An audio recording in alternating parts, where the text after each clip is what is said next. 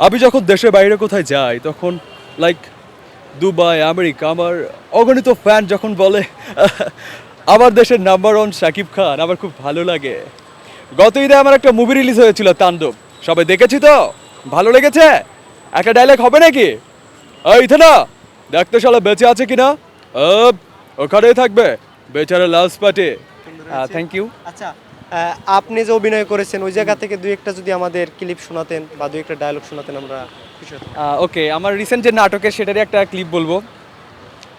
আরে যাও যাও, তুমি কি ভেবেছো তোমাকে ছাড়া আমি বাঁচবো না, মরে যাব? তোমাকে ছাড়াও আমি বাঁচতে পারবো, তোমাকে ছাড়াও আমি বাঁচতে পারবো। যাও, চলে যাও, চলে যাও। একটা সময় ছিল মানুষজন সিনেমা হলে যেত, দেখতো। এখন যুগটা অনেকখানি বদলে গেছে। সবাই এখন মোবাইলের পর্দায় ওটিটি প্ল্যাটফর্মে অনেক ভালো ভালো কন্টেন্ট মানুষ দেখছে। বিকজ সারা বাংলাদেশের, নট অনলি সারা বাংলাদেশ, সারা বিশ্বের যত সিনেমা প্রেমী আছে সব কন্টেন্ট এখন হয়ে গেছে হাতের মুঠোয়। মানুষ এখন অনেক বেশি সহজে জাজ করতে পারে কোনটা ভালো কোনটা খারাপ। অনেক অপশন, এটা ভালো লাগছে না আমি আরেকটা দেখবো, এটা একটা কাজ। আর বাংলাদেশে খুবই কম কোয়ালিটিফুল কাজ হচ্ছে, খুবই কম। এই জন্য মানুষ খুব বেশি আসছে না। আর সিনেমা হলের অবস্থাও খুব একটা ভালো না যে ফ্যামিলি নিয়ে গিয়ে সেখানে যাবে দেখবে।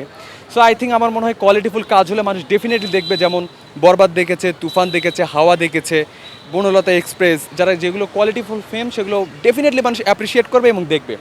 আর সিনেমা হলের যে অবস্থা, ফ্যামিলি নিয়ে বসার মতো তো অবস্থা নাই। সিঙ্গেল স্ক্রিনের কথা বলছি, মাল্টিপ্লেক্স তো ওয়েল। সিঙ্গেল স্ক্রিনগুলো যদি ভালো হয় তাহলে ডেফিনেটলি মানুষ আসবে, কেন আসবে না? জি। আচ্ছা, আপনার নাম এবং পরিচয়টা যদি বলতেন।